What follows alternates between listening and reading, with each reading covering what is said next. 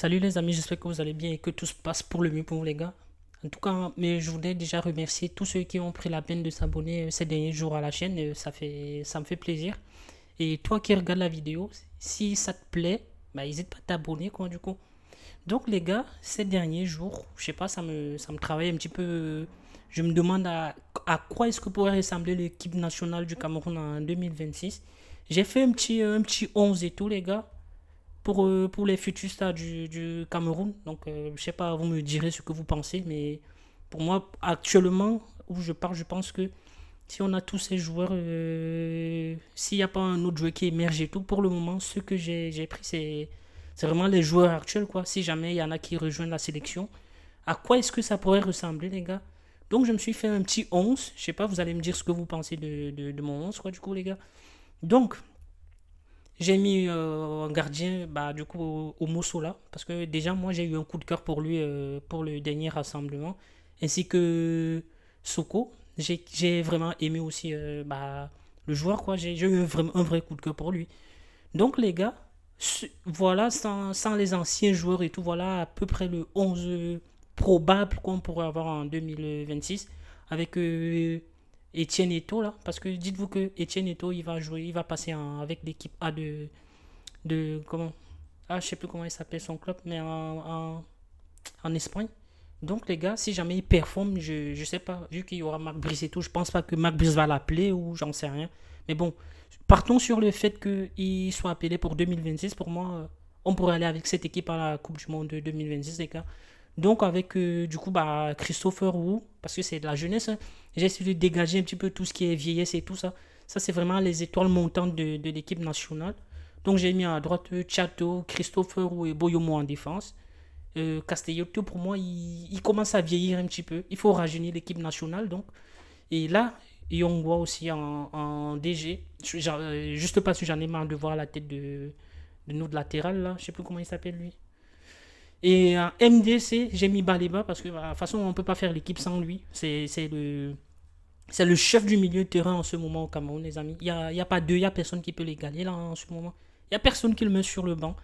Donc, Dani Namazo, je l'ai mis en 10 quoi. Parce qu'en 10, je trouve il s'en sort pas mal en vrai.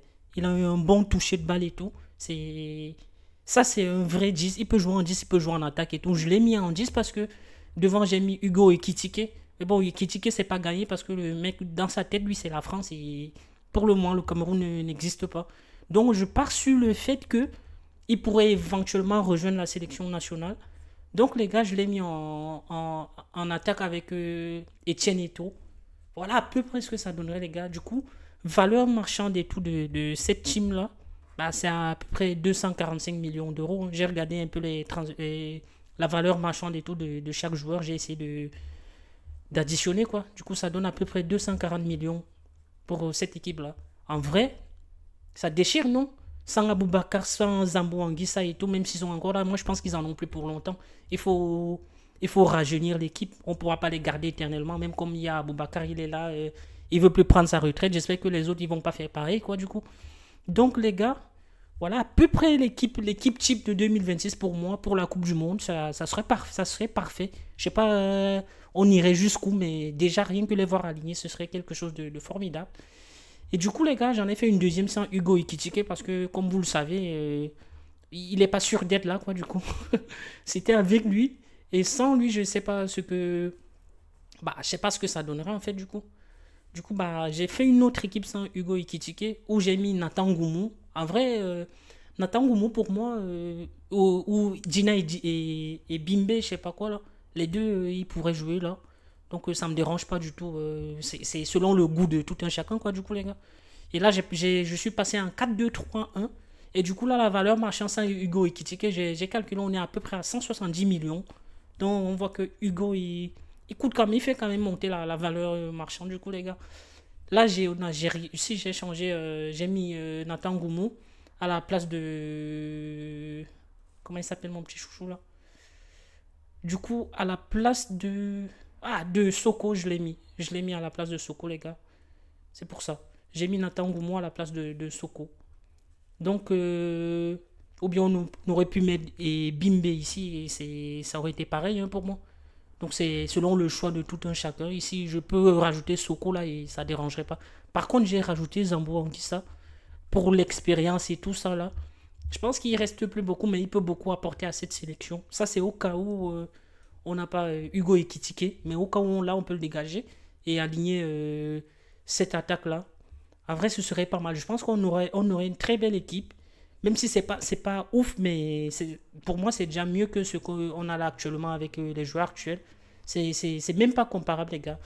Dites-moi ce que vous pensez, les gars, mais c'est une très belle équipe. Espérons que on pourra tous les convoquer, malgré le fait qu'il y en a certains qui ont déjà répondu présent et tout. Donc cette équipe, à 90%, je pense qu'on pourrait l'avoir un jour. Par contre, avec Hugo Ikitike, c'est tout un autre problème, les amis. Je sais pas. J'espère qu'il rejoindra la sélection un jour et qu'il portera fièrement les couleurs du vert ou jaune. Donc les gars, voilà la petite vidéo. Je sais pas, ça sympa, ça me titillait un petit peu, donc j'ai voulu partager ça avec vous.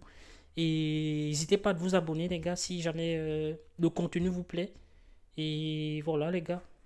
J'espère que Marcus pourra nous aligner cette sélection pour ses prochains matchs. Peut-être pas pour le mois de septembre, mais pour le mois de janvier et tout ça, là, pour les éliminatoires de Coupe du Monde ou je sais pas, ou en Coupe d'Afrique, pourquoi pas. Pourquoi pas. Mais bon, ça me dérangerait qu'il aligne ces gens alors qu'ils n'ont pas joué, certains n'ont pas joué les éliminatoires. Moi, je préférerais qu'il aligne les gars qui commencent à faire les éliminatoires et après monter, monter, monter. Voilà les amis, bah du coup, prenez tous soin de vous les gars et n'hésitez pas de vous abonner si le contenu vous plaira encore, je vous dis. Et merci encore, mille fois merci pour ceux qui se sont abonnés les gars. Ciao.